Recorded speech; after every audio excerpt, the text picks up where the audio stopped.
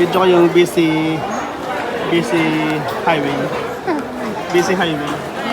Dahil Pilipino. Dati ata ng Pilipino, andito na sa Saudi. Yung mga hindi pa nakapag-abroad dyan. Amin.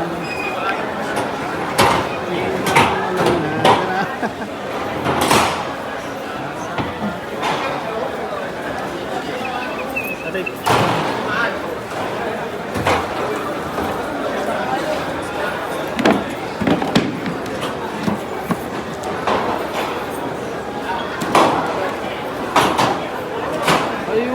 Napapansin nyo guys, yung mga babae wala nang abaya. Pwede nang hindi mag-abaya ang mga babae. Pero syempre, dapat ang suot nyo is kagalang-galang pa rin. Bawal magpakita ng legs.